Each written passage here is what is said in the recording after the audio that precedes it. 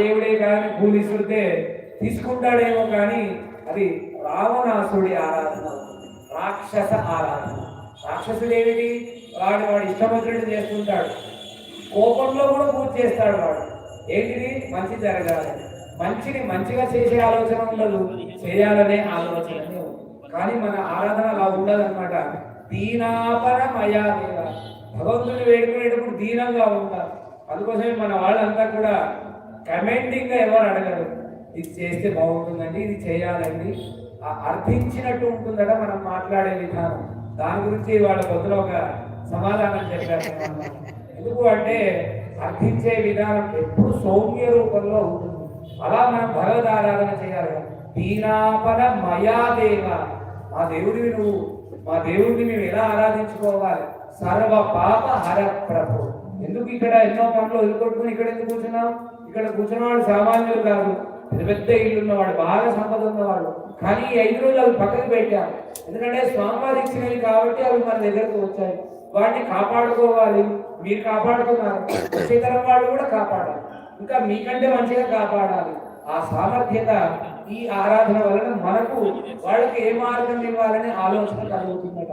ఓ పిల్లవాడికి ఏ చదువు చదివిస్తే బాగుపడతాడని మనం ఊహిస్తుంటాం కదా, ఇది కూడా ఏ ధర్మంలో ఉంటే వాడు కాపాడుతుంటాడు. అందుకోసమే సర్వ పాప హర ప్రభు. స్వామి, కొత్త పాపములు చేయనివ్వకుండా ఒకసారి నేను నా మనసులోకి వచ్చి మమ్మల్ందరినీ కాపాడవయ్యా అని ఒక విజ్ఞాపన. మై అనుగ్రహ భావేన, దేనికి? బ్రహ్మోత్సవం మనందరికి అనుగ్రహం ఇవ్వడానికి. మై అనుగ్రహ భావేన కుంభేస్మిన్, ఈ కుంభంలో, బింబేస్మిన్ విగ్రహంలో, గర్భాలయంలో మూల విరాట్ విగ్రహంగా, అగ్నిలో, ఇక్కడ వలయంలో అంటే చక్రాబ్ద మండలం అనే వలయంలో స్వాగతం భగవన్ అద్య, పరమాత్మనే నేను ఎలా పిలవాలి?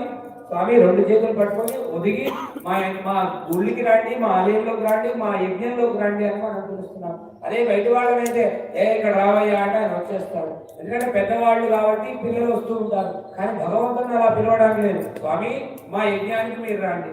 మై స్వాగతం భగవన్ అద్య అంటే భగవంతుడిని ఈ వేళ మనం పిలవాలి అంటే ఇలా 2 చేతులతో పట్టుకొని, ఇదే ఒక పుష్పం, వేరే పుష్పాలు అవసరం లేదట, ఇది పుష్పాంజలి అంటారనమాట. అందుకోసమే భగవంతుడు 2 చేతులు వరములు దేనికి ఇచ్చాడంటే 2 చేతులతోనే స్వాగతాంజలిలో పిలవాలట. స్వాగతం భగవన్ అద్య మాం తారయితు మాగత. చదివేది అయ్యగారే, కానీ అయ్యగారిని రక్షించాడట. మాం తారయితు, అందరినీ తరింపజేసిన తర్వాత అయ్యగారిని చేస్తారట. సాధ్యమైనంత చాలా మంది అంటారు, వీకెండ్ అయ్యగారు దేవుడు పక్కనే ఉంటారు. దేవుడు పక్కన ఉన్న వాళ్ళు తొందరగా ఇయ్యారట. దేవుడి పక్కన ఉండే వాళ్ళు ఇంతమందిని తరింపజేసిన తర్వాత అప్పుడు నువ్వు అందరికీ స్వార్థంగా ఇచ్చావా, నిస్వార్థంగా ఇచ్చావా? అందుకోసమే నాయకుడు నిస్వార్థంగా ఉండాలి, స్వార్థంగా ఉండొద్దు అట. అప్పుడే వాడి దగ్గర లక్ష్మీదేవి ఉంటుందట. స్వాగతం భగవన్ మధ్య మాం తారీకు మాగత అంటే మనందరం తరింపబడాలి అంటే స్వాగత అంజలి ఆరాధన బాగా జరగాలి. మన ఆలయంలో అర్చకులు ఆరాధన 365 రోజులు చేస్తున్నారు కాబట్టి ఈ ప్రాంతం అంతా సుభిక్షంగా ఉంటుంది. చాలా మంది తెలియక పేర్లు పెట్టి పిలుస్తున్నారు అయ్యగారులని, పొరపాటున కూడా తెలియదు. మేము కూడా అప్పుడు స్వామి అనే పిలుస్తాం.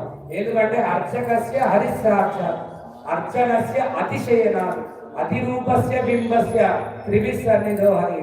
దీని ఆరాధన అంతరార్థం ఏమిటంటే, మీ ఇంట్లో పిల్లవాడు పుడితే 3 నెలల బాబుని ఎలా రక్షిస్తారు?